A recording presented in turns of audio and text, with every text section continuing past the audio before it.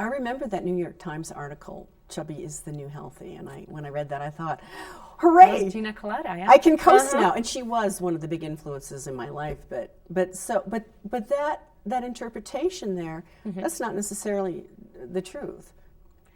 Well, whether it's the truth or not, I don't know, and I can't comment on. What I can say, it's stretching results from one set of studies to maybe further than what's warranted. How has what we've known changed over the course of time? That's a very good question. Probably not a whole lot. These studies that got summarized in the Chubby's The New Healthy soundbite really come from one set of population-level studies, which at some point measured people's body weight, usually by having them report their height and their weight. And then down the road, they tracked who survived and how long. And this set of studies consistently finds that it's the people whose BMIs or whose body weight are in the overweight or maybe even obese range, low obese range, that are most likely to live longer. Now, the problem with that is that it does not mean that that's either healthy or not. It doesn't not mean that either. We just don't know. The problem is that we are effectively comparing the survival of this group to survival of people who have, say, BMI in the what we call normal range. But when we are looking at elderly people, BMI of 18 really could be having a reasonable amount of body fat and very little muscle mass, low density bones, etc. Moreover, what is very likely going on is that these are people we're capturing who have serious diseases which cause them to lose weight. At some point we capture them in some study, ask them about their weight, and then down the road they die. And lo and behold, we have this relative survival which appears to be advantaging those who are overweight, when in fact what it is maybe they just didn't get sick yet. So we don't have very good machinery to get at this. We're starting to, and in fact I'm starting to work on I have results of a study that is trying to look at body weight changes over time and mortality.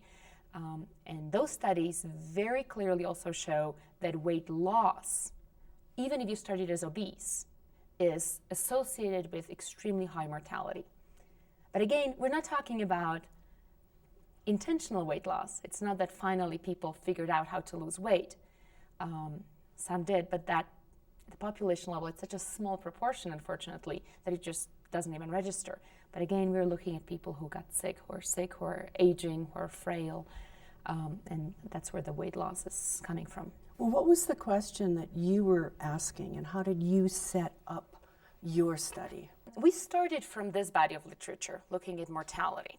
And we went to the other end of, if you will, health spectrum, looking at what we call biomarkers. So when you go to a doctor's office and they take your blood, they take your urine, all those results, those are all biomarkers, so various indicators of the physiological state of the organism.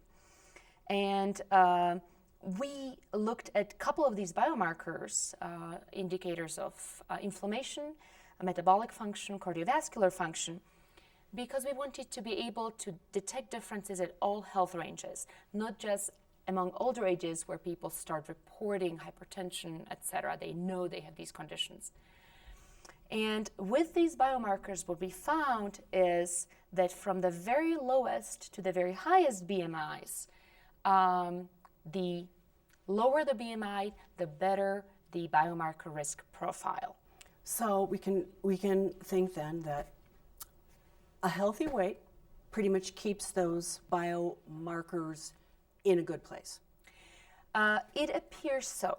Whether that, however, translates to health, and we have to be very careful about how we think about health. Health is a very nebulous, very complex construct. But how that translates to however we think of health, that's a whole new set of studies that we will need to get into. But yes, at the biomarker level, for some of these indicators, for all of those that we've looked at, the lower the body weight, the better the profile. And there is actually a very good explanation. The fat tissue doesn't just sit there. It's an active organ, which on its own produces hormones, cytokines, indicators that upregulate than other hormones produced elsewhere. And so the more of this tissue there is in a body, the more of these biomarkers it can produce. So there is a nice sort of clean interpretation for how some of these relationships can occur. But again, whether these biomarkers also mean health in general or even further down longevity, we don't know yet. Is it true that fat in your abdominal area is worse for you than fat in the rest of your body? Yes. This is in particular because it appears that the fat tissue that accumulates in the midsection is physiologically different from fat that accumulates, say, around hips and a lower body.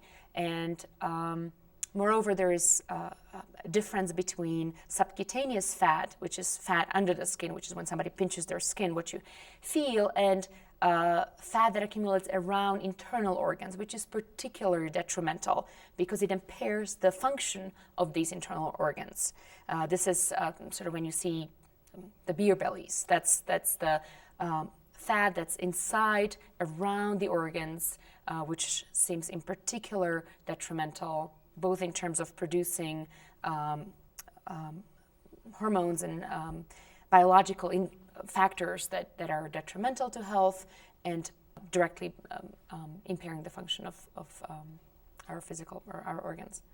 Dr. Anna, it's been great having you here in the studio. Thank you. Thank you for having me here.